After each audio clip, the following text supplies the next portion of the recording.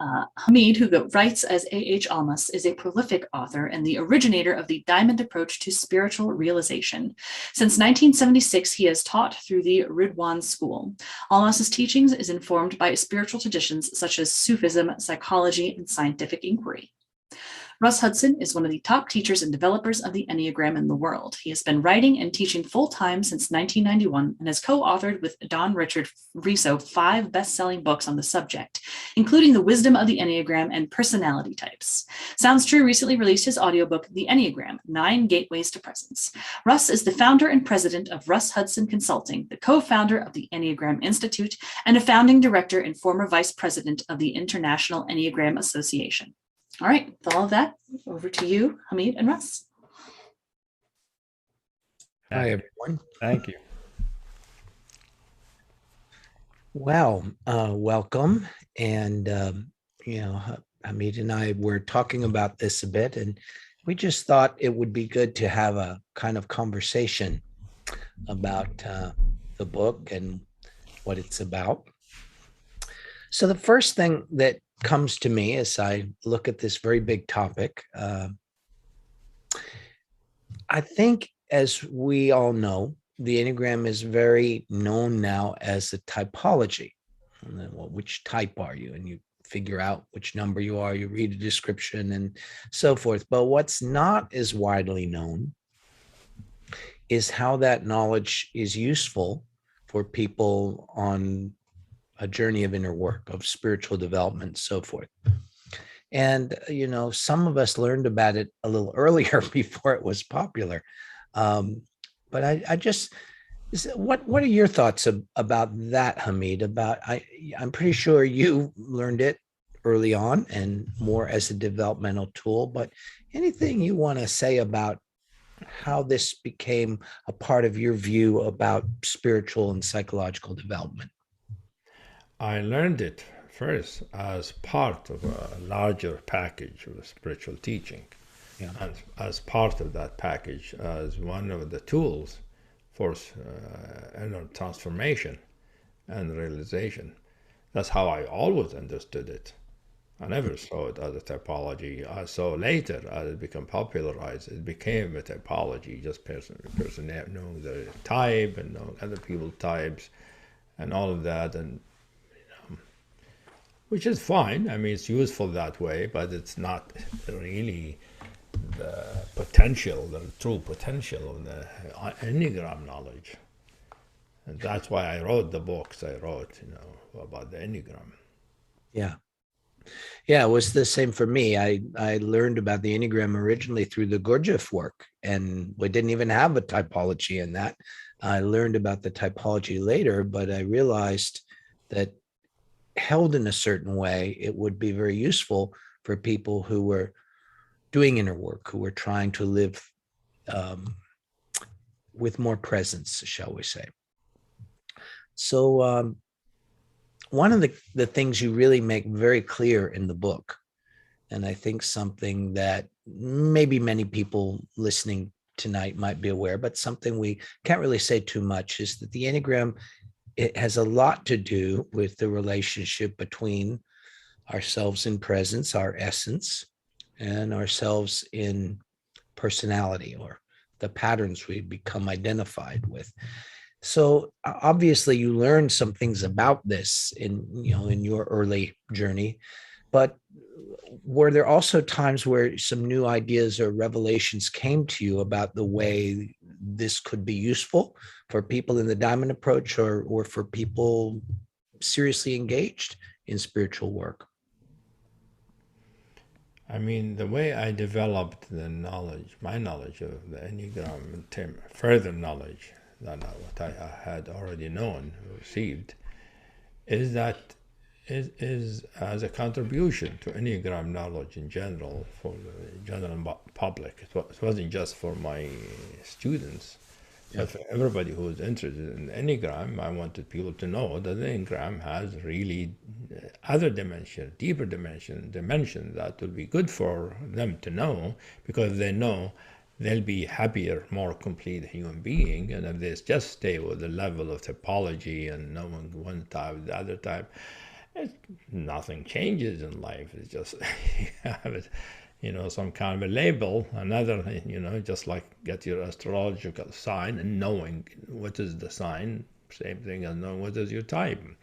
But if you really explore what does the typing means, how the patterns it reveals, and first of all, if you just take the patterns and the traits to be that's what you are, you're already hemmed in, you're already fixated, and that's what's called the Enneagram fixation. Because if you take it to be that's what you are, the Enneagram will be limiting.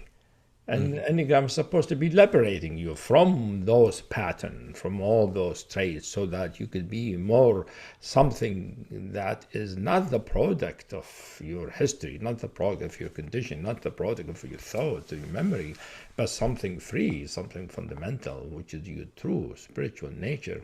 That is the only part of you that can make you truly fulfilled and can bring true happiness and freedom, from difficulties, limitation, and to also learn the true beauty and mystery of existence, of reality, is to really go to that level. And the Enneagram is one of the good tools, one of the good methodologies that was created for this purpose. So it's sort of a waste to think of it only as Taba or use it just for business, which are all good. Okay, to use it for business, for industry, for this and that. But that doesn't really do it justice and doesn't do you justice, the person who's reading it, who's learning it. Yeah, absolutely my own experience too, needless to say. As I said, when I learned the Enneagram originally, I learned it through the Gurdjieff work. And we originally were looking at it from the point of view of the three laws, the law of one, the law of three, and the law of seven. And it was more a way of opening up our modality of perception, to really explore what does this law of three mean? But one thing about the law of three, and I'm very curious to hear your views about this, because I know it's been an important part of your teaching. I think one of the things I like about the Enneagram and the law of three is it's a way of bridging paradoxes. It invites us to see things that seem like contradictions and find the deeper truth that holds these paradoxes. So, for example, one that I have learned a lot about from you has been this interesting paradox of being, on one hand, consciousness, true nature, something that's beyond time and space, right? But on the other hand, also a human being, and a human being with particular characteristics. So I always found the Enneagram a nice way to begin to explore that particular paradox of how can we be a consciousness and a particular human at the same time. So do you have any, thoughts or illuminations about I that? think this is one reason why there's so many Enneagrams. Yeah. There's so many Enneagram, many levels of Enneagram, fixation, passions, virtues, holy ideas, and Right. contemplation. I mean, why are they all there? Yeah, What's you the also had point? 108 of them. Right, there are lots of them. Why are they there? Why are there so many Enneagrams? Obviously, there is a big picture here, a very deep and profound picture. And it is true, the Enneagram is one of those teachings that shows the relationship between our timeless nature and our human nature that lives on earth. Because our human nature, our human individual humanness with our body and mind and consciousness that lives and has a personal life, and how is that related to something more fundamental beyond time and space that can be infinite and eternal, and how the two interface. Yeah. And some spiritual teaching do that, and the Enneagram is one of those that has a very specific actual map, topography of that. Yeah. And this book, of course, the keys the Enneagram is it does that. It shows what is the relationship for each type, for each number, what is the relationship of the characteristic of the external personality to the inner nature, but to a specific way, the inner nature. So each type actually is a way to access a certain way that the timeless nature can manifest. So the 9 points can reveal 9 ways that this beautiful eternal nature can manifest, we can experience. Yes. I mean, what I was so struck by when I started learning from you many years ago, and also what you have written so clearly in this book, is how specific some of those relationships are. You know, it's quite remarkable how particular structures of our personality relate so directly to qualities of spirit or essence, you know, that it's not random. Yeah, that's the interesting thing. I mean, it is amazing that it is like that. I mean, how did that happen? How is there a map like that? And that by people are taken by that at the beginning, especially when they see how the type fits them so well, and they're taken by it, and they say, "Wow, that's interesting, amazing." But when we recognize the deeper dimensions of it too, that being, for instance, a type 2, for instance, that that's always wanting to be close to somebody and always trying to be special to another person. A relationship is very important to them. Is really all that is pointing to something, that some way we could experience our true nature, which is a kind of love that connects, love of connection, the connecting love that is pure, like when we feel it, like a pure nectar, like liquid sunshine, sweet, like honey. And that quality is really, is without it, there will not be the characteristic of point 2. Right. Characteristic of point 2 are an attempt to sort of express that, but indirectly through some kind of unconscious kind of unconscious, some kind of approximation or unconscious twisting of the original meaning, because we don't know that truth directly, immediately. So, but we have some sense of it. So our mind makes something that we tend to idealize. We want to be like that, and we develop our personality in such a way around that kind of idealized quality, idealized way of being a human being, which is really for point 2 is around that emerging quality of liquid love. Yes. For instance, that's an example to illustrate.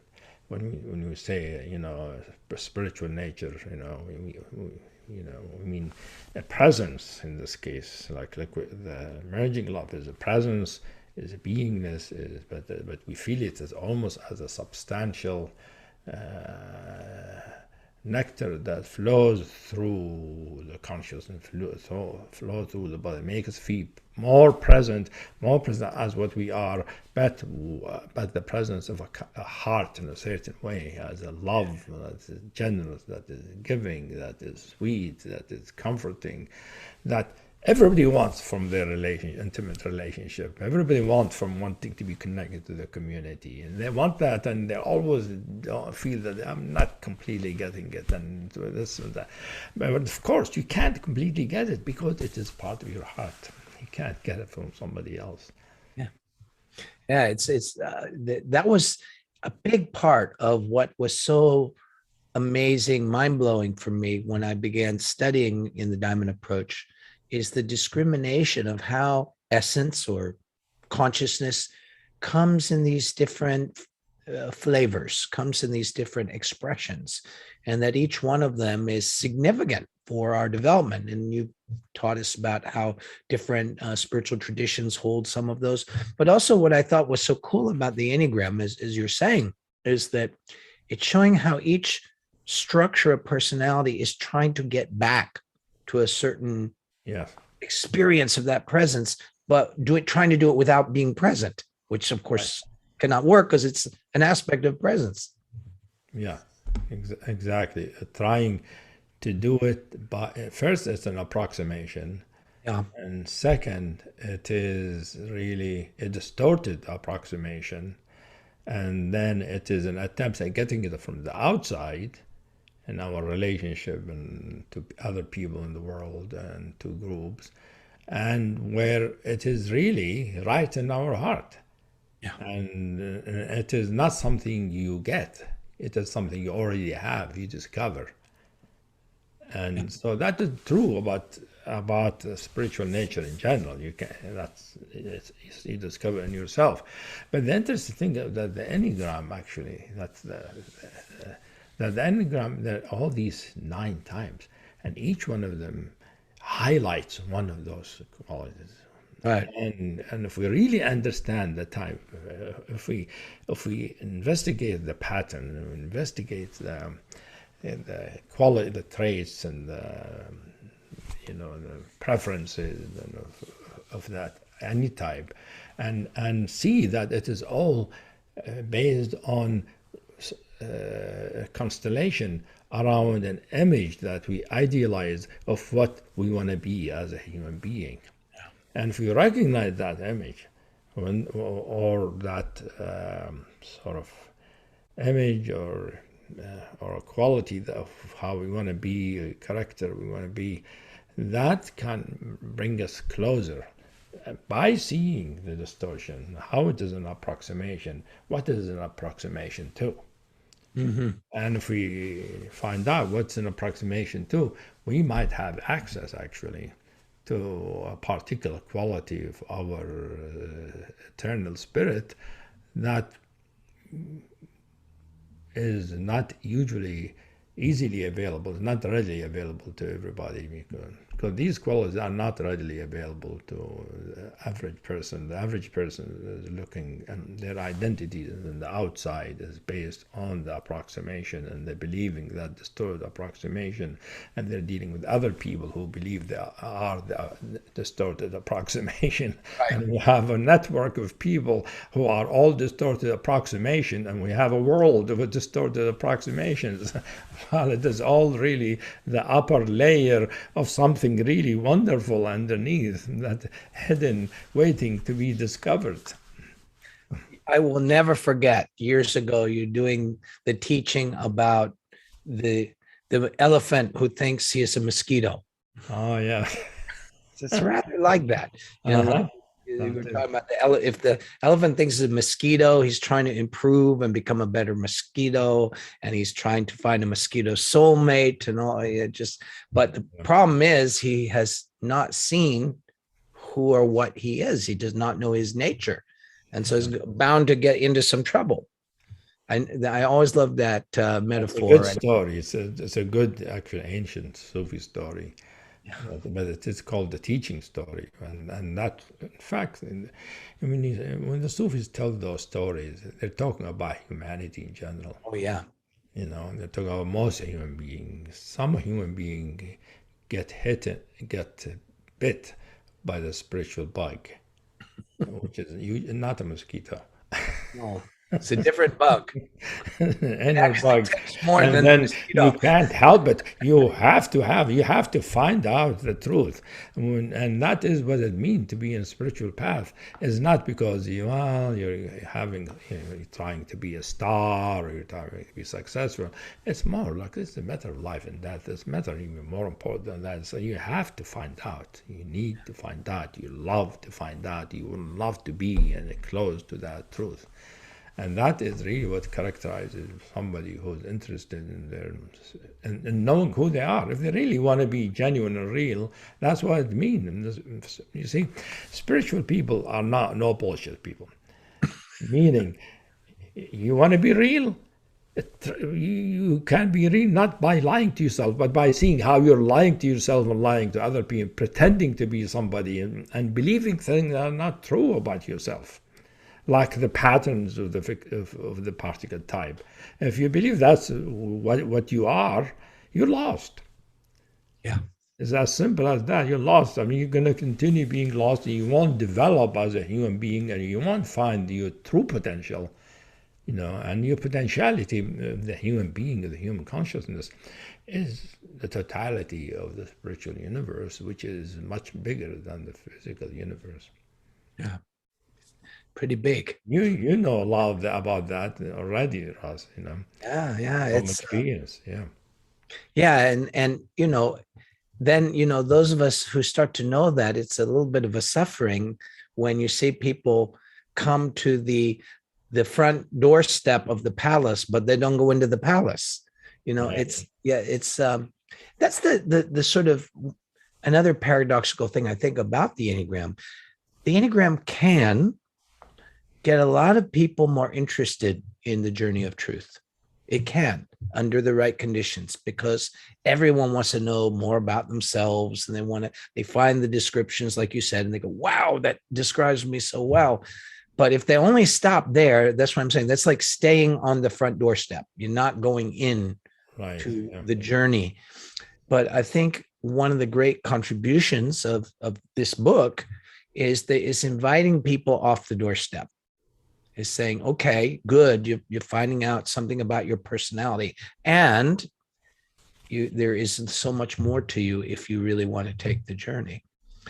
I think it's that's the challenge for the whole field of the Enneagram at this time is how do we make more people know there's so much more to it than just describing our personality, and that's if we get it right, of course. Yeah, many I remember. Yeah, I remember when I first was writing the book. I've had the material for a long time, since the time I wrote the Facets of Unity. 2 decades ago. But when I decided to write it, is because first recognizing that the Enneagram is spreading. The Enneagram community is pretty big and is international, and has many people involved in it.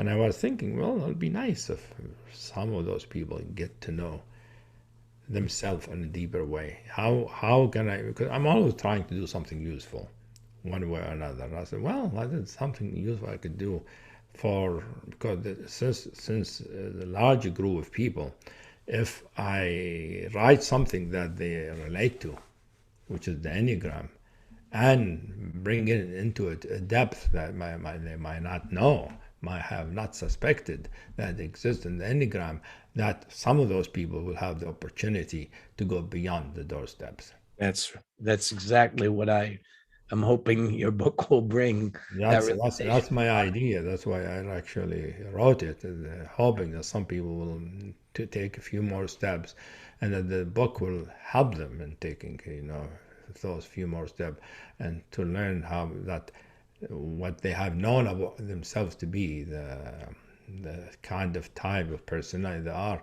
is really an outer shell of something. Regardless how good or wonderful they think they are, it's nothing compared to the real thing that they are beyond, at the core of this shell. Yes.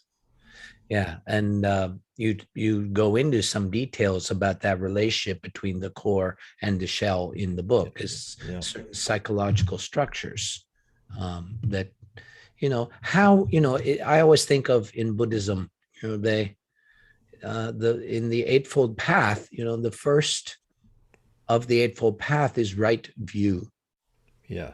And I just really have come to learn from that tradition, to respect that you can have all sorts of helpful information or practice, all kinds of things. But if you don't know how to hold it, how to look at it, how to enter into that understanding, you're not going to get too far. And I really think a big element of what I get from this book is it's helping more people have a right view about the material. Yeah, that's a good way of putting it, Ross. I appreciate that, and it is the right view. It's not only of the personality, but the right view of how the personality type is a surface manifestation of something deeper, and how the two are connected.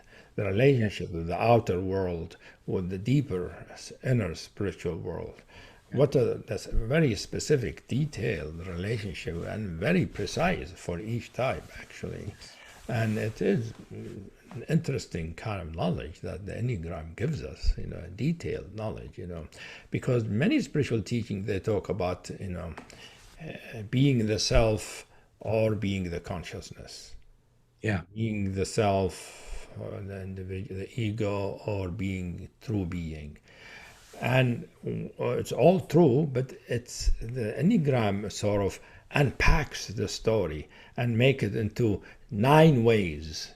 And so expand the story and show that no, there are 9 different kind of people, each one of them, their sense of self and their spiritual nature or true being is a specific relationship that's different from the other people, which I think can be of great help of knowing, for oneself. If instead of me being general, you just know, okay, I just need to be free from the ego, my ego, and learn about my essence.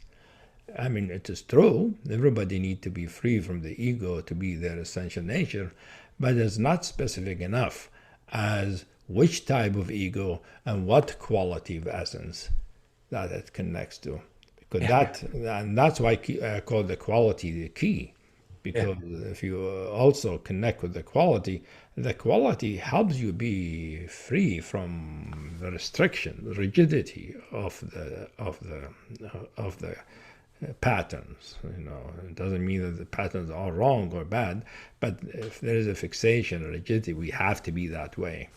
There is a limitation of freedom. Yeah, I think one of the ways that the Enneagram hooked me in the early days, it was not because I was interested in talking about personality categories. That was interesting, but that was not anything that would have drawn me to devote my time and energy to. But it was, I suppose, being in different spiritual groups and seeing people struggle with the same issue over and over and over and over again for years. And it wasn't that they weren't sincere. They were very sincere. They were really doing their practice. They were diligent, but they were not seeing something about themselves, And in Gurdjieff work, we used to talk about chief feature. Right. Yeah. The characteristic that, as we said in that school, that spoils your life. Yeah. No, But I'm sure you were dying to know what your chief feature was at that time when you were the Gurdjieff group, right? Of course. Because Gurdjieff never said, here are the chief features. He didn't say that. They don't say He knew that. it, but he didn't teach it to everybody. So everybody was guessing, what is my chief feature? And you kind of hope one day your teacher will tell you, because that's the way they do it in that tradition. But I realized the Enneagram, from that point of view, was a way of exploring what is my chief feature. Yeah. How do I keep getting stuck, even though I'm sincere, even though I'm doing some kind of spiritual practice? What usurps my work is another way I've thought of it. It makes me think of something else I wanted to ask you. So curious. Obviously, people can and do apply the Enneagram to a lot of different spiritual paths and traditions. You can be a Buddhist and it can be useful. You can be a Sufi, it will be useful. You can be a contemplative Christian or a Kabbalist or any kind of spiritual practice. You can apply some of the teachings of the Enneagram and it will help you. Right. And I think that's true in part of its universality. But what I'm always curious about in my own exploration is how important is it to know, in some sense, that there is within the Enneagram its own transmission. Like you allude to this a little bit in the book. But I'm just curious what you're thinking about that these days. Well, I think, well, I mean, the Enneagram knowledge is a transmission. Yeah.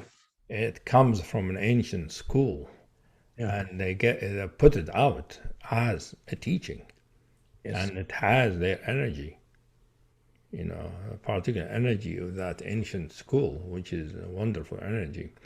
And because it is to help a human being continue as a true human being and their true humanness to emerge. Which humanness, our true human is not really known without knowing our spiritual nature, because our humanness is multi-layered, multi-level, multi-dimensional. And I think, in terms of other spiritual teaching, using the Enneagram for their particular path, I mean, I'll be interested to see how they do it, and I think it can be done, and they might come to, if they really explore it enough, explore the type and how it connect to their spiritual teaching, they might start learning about the qualities of presence. Yeah. That might not be there in that teaching. For instance, some teaching have it, but not all teaching have it. And because the Enneagram is, comes from as I said, from an ancient school, Salmun Tarq, the collectors of honey. So honey, the liquid sweet honey, is a very important part of that teaching.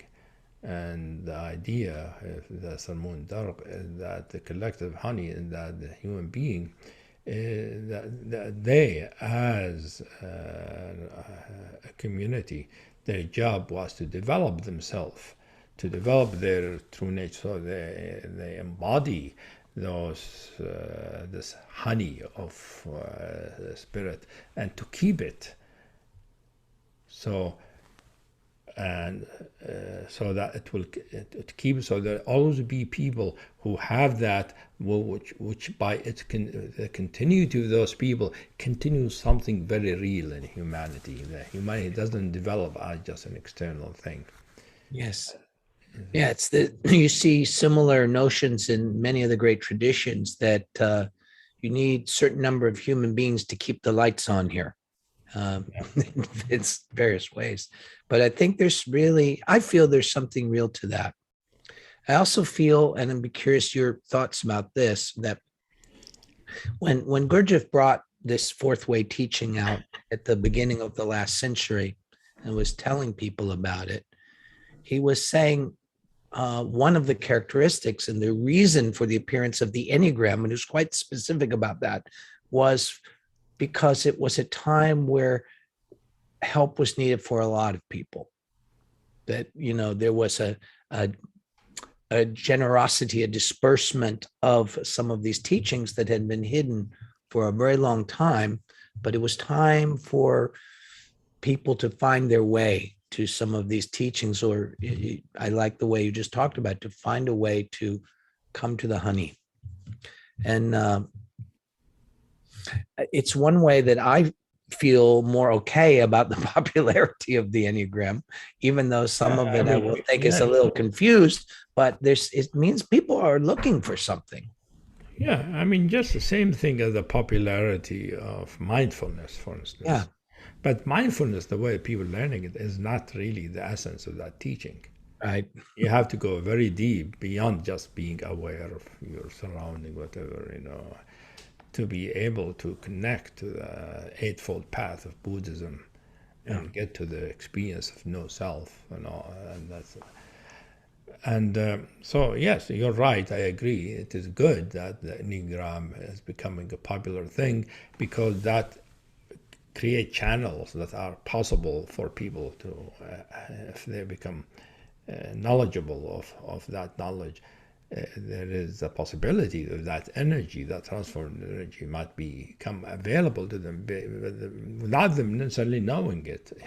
They're going to be sort of tickled from inside without knowing, because their curiosity about what is this about, and is it just this?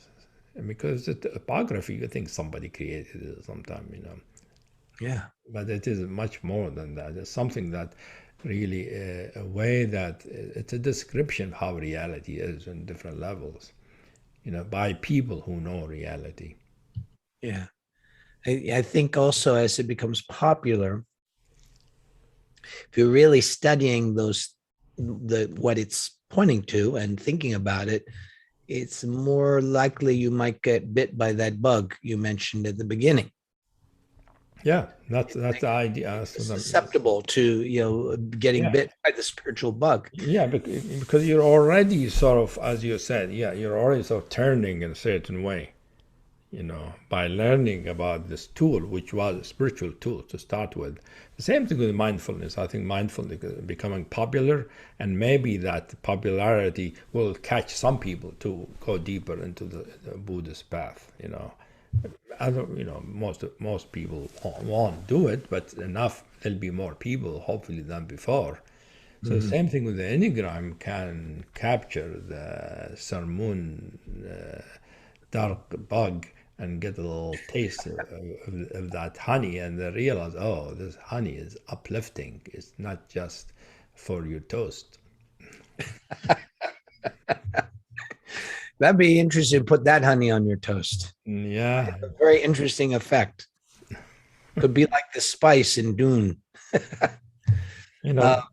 One thing I want to bring in about this book, that the book, because there are 9 facets, and the book goes into each description of the type, and how recognizing the description we can penetrate to something deeper.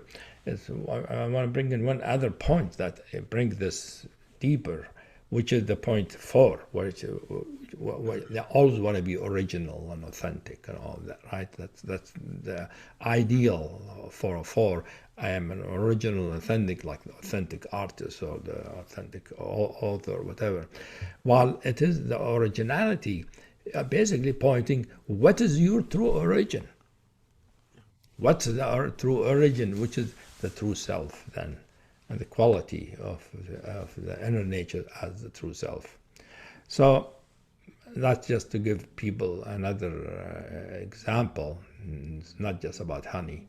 The true self is like a brilliant star with radiance and amazing presence, and the sense of when one experiences that, wow, that's me. That's what I am. But it has nothing to do with your name and shape and your mother and father. But how do you know it's me? But it is inherent in it that you know it is me. And it's amazing when you see somebody experiencing that. Just the other day I was doing a seminar and somebody got to that experience. And they said, and I said, what are you experiencing? I said, oh, I'm feeling this thing.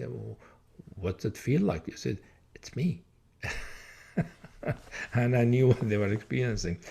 So it might be a good time to open up to people questions. We talked sort of, enjoying our conversation, which might continue some other time, but we can let others participate. Yeah, so let's open things up to some questions. Are we going to give people some instructions for that? Put your questions into the chat. And then, Russ, when you start answering someone's question, if that person wants to make sure their camera is on so that Hamid can see them, that would be great. So get those questions into the chat. All right. I can read them out loud and just see what they say. We got 2. All right. This is an interesting and rather specific one, Hamid, but perhaps you can say something. This is from Ramtin. In the Facets of Unity, you identified the beast, in quotes, as a structure of hatred and pride and a barrier to experiencing living daylight or pure consciousness. How do we work through feelings of resentment and opposition to the goodness of God so we can consistently experience loving presence in our lives? Well, that's a big question, but a good one. Yeah, I mean, what's the name of the person who asked the question? Ramtin. I So know. Ramtin here. There he Good is. to see you, Russ. Good to see you, Ramtin. Yeah. Maybe we could see Robkin's face. Does it show up? Can we pin him? Maybe I can pin him. Let's see if I can. No, I cannot. Yeah. Okay. Anyway, There he is. Now you can see him. oh, here's Robkin. Yes. Yeah. So why don't you ask me why you asking that question? Why don't you tell me? Well, yes. As I've been cultivating the practice of bhakti in my life over the years, I see. Yes. and even though I experience the goodness of the beloved, I also am aware of sort of some lingering hatred, some lingering sense of betrayal that I haven't been successful of in overcoming or processing. Yeah. Well, you ask one good question, a good question that most people don't suspect, which is you're recognizing you have resentment or hatred toward the divine, not toward other people. And the news is everybody got it. Even people who don't believe in God, they do resent the divine or the spiritual. Because, from earlier on, from childhood, you feel you sort of abandoned or hurt. You wonder, where is the goodness? If there's a goodness, why am I experiencing this? So there results some kind of a resentment, anger, which becomes a hatred, which I call the beast, because it can be experienced phenomenologically. And I think that's really the true origin of what the beast means. Because the beast is sort of what hates the light, right? And this is a part, like, even though you recognize it's the light, it's the love, you still can't help but hate it. And the way to work through that is to first recognize that, you are recognizing, and then to understand where that come from. What made me experience that? And there's a story to it.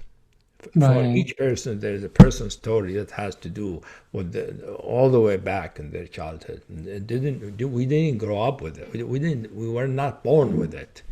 However, we developed it as we grow a self. So it become part of one dimension, one layer in our ego self. So recognizing it, I think, is the beginning of being free from it. And then recognizing its story, where it's come from, and letting ourselves experience it. Experience the anger and the hatred. And the hatred turns into a power, an amazing power. And then before you know it, I remember when I experienced the beast. In fact, my story, first time I experienced the peace, the way it happened, I woke up from sleep seeing the number 666 in the sky, in the air. I said, 666, what's that? I looked, and I didn't know at that time what 666 was. And I looked in the dictionary, it turned out it refers to the beast, to the devil. Right. And then later on, I started feeling all these things you're talking about, and then I became like a beast, black, dark, humongous, powerful thing that says no to the light, to the nur, to the truth. And by experiencing and understanding it and where it came from, and then it transformed to become a servant of the divine. Thank you so much. We need to understand the story of it. Yeah. So good luck with it. I am really glad that you recognize that, and it makes sense. And a bhakti thing, which you're devoted with love, is important for divine. That can emerge as a barrier. And I hope all the Bhakti people begin to recognize they don't just have love, they also have resentment inside them. And they have to be free from that resentment for the heart to be full, totally complete, pure, and just love. You see. Otherwise, that part of the heart will be closed off. Right. Fantastic. Thank you very much. Yeah, thanks for asking that question. That illustrated for many people, I think. Yeah. Thank you. Thank you. Okay. Going back to the questions here. All right. This one from Bernard. Hello, Bernard. Two things. What factor makes for developing this fixation rather than another one? I guess you're asking why do we end up with a particular fixation, right? And second, does realizing the core of the shell or the essential aspect, does realizing the core of the shell, the essential aspect, mean that this is our particular contribution to the world? That's an interesting question. Yeah, who asked this question? Bernard Guy. And there he is. I know. Here's Bernard. Hey, Hamid. Hey, Russ. Hi there. Good to see you, Bernard. Yeah, it's good to see you. Yeah, good to Yeah, I'm more interested in the second question, though. Yeah. I'm reading your book right now, but the first one came on enough. I've been studying the Enneagram on my own since a long time, and some people try to answer that, but it never feels quite satisfying. Why does somebody develop? I guess. Yeah. I think it is, I call it in the book, your true endowment. Okay. Inherent endowment, in the sense that we come into the world with this quality is particularly strong in us, particularly available to us, more than any others. And then when we begin to realize it and experience it, it becomes a reality. That's what we are, part of what we are. It becomes a gift to the world. Then that is the light you give to the world. Okay. How you like to be a light into the world. I like that. I'm a 5, so I like that. Yeah, so you'll be a wonderful light for the world, for others. Yeah. So what would be the relationship with that, with talking about the heart of the fixation as the essential aspect, as the heart of the fixation? Well, the essential aspect, I call it not the heart of the fixation. It is the inner quality that the fixation is trying to emulate. Okay, I mean more, maybe it's not the right expression. Talk about the core. Well, more like the inner lines that the 5 the inner lines. Like the heart point, the security point, all that stuff. Yeah, the heart, you mean the inner line. Right. So each type has its heart, which is the point that comes before it, according to the inner lines. And that quality is very strong in you in childhood, usually. Okay. And it's in childhood, dominates in childhood, but as you grow up, become mature, it's more the quality of your type that becomes more dominant. Okay, so back to they both become dominant. Like for me, I know that both are present. Okay. And in fact, the one from the heart, from the childhood one, made the other one be stronger, be more available and easier to express. Okay. Yeah. So they cooperate that way. Okay. Yeah. So hopefully you'll find that in your experience. I actually do. I can see the 5 part is obvious. I've been always, interested in understanding and knowing, but I also can see, and the more I've been into inner work, I have also a very strong passionate side, and which is more like innate. Yeah. So the passion and the strength of that passion make it easier for you to open up to knowing things that could be scary, that could be too big, you see. So it aids in the capacity to know and understand, because the inner journey is a big adventure, and it's not an easy adventure, as you know. Yeah. All kind of twists and turns. Yeah. Ocean and valleys, and some of them are are a big thing on the way. And so especially if you really want to find out, you're curious, and you want to understand what is the truth, what is there, what is around the corner, you need to be courageous to do that. I agree. Yeah, so you know that from your experience. Good to Yes. know. Talk to somebody who knows from experience. Wonderful. Thank you very much for this opportunity with you too. You're welcome. You. Okay, we got a few more. I hope we can get to some of them. All right, here. This is one from Benjamin Goldman. Ben, he's asking, do you have a perspective on the Enneagram of change? I think meaning the Enneagram of process, the process Enneagram, like how things move through a 9-point system. With Gurdjieff, it was very complex. Well, yes, it was. And I don't know. What do you think of that, Hamid? Does that mean Enneagram change mean moving along the lines? Yeah, that Gurdjieff and J.G. Bennett and some of those teachers talked about how you could describe a process and the elements of a process through the Enneagram. And there's different ways I understand that, but I'm curious if you work with that or have some sense of that. And, I'm asking basically about the law of 7, I think. Yeah. Well, Law maybe Russ, you can answer that question better than me. You understand the law of 7 better than me. It just the law of 7 is just a couple parts that I think people overcomplexify this, and it's sort of like I'm always telling people the point of the categories in the Enneagram is not to cram ourselves into these categories. They're meant to help us be more skillful in self-observation so we can see more clearly what's going on with us. They open our view we don't realize our view is limited. The law of 7, it's not like trying to fit everything into some weird process. I've seen Gurdjieffians drive themselves mad trying to do that. It just becomes a strange intellectual exercise. The important parts of the law of 7 is all organic processes have shock points, discontinuities, points at which you need to be open to something beyond what you've been doing hitherto.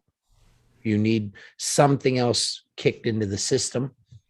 And there are places where it's almost like starting freshly on another level of reality. And there are little processes and there are big processes. Some of them are our whole life. Some of them we're just a little part of a big process that goes on for many, many, many generations. But the other part of law of 7 is that no process is individual. This is the part where it starts to connect with non-dual teaching. Our ego mind thinks our process is just a single thing that's floating in space with nothing around it. But all processes are interwoven and embedded in an infinite number of other processes, just like the processes that make my body live. Breathing, cellular transformation, heartbeat, blood chemistry, the neural signals. We're a symphony of processes. And when you start to get an idea of that, you start to come closer to, in the Enneagram, the idea of holy law and holy harmony, the point 3 of the Enneagram, where you start to recognize that you're not a separate thing on a static background. You're part of this intelligent flow and movement of everything. So the law of 7 will start with just being aware of a process you're in, but it can open to that bigger sensibility. And I think our life in general is a process.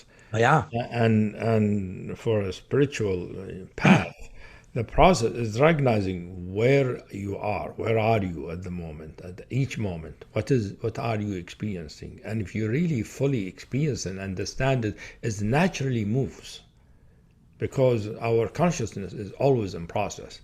So it naturally moves and moves on to another thing, or another dimension, or another aspect for ourselves.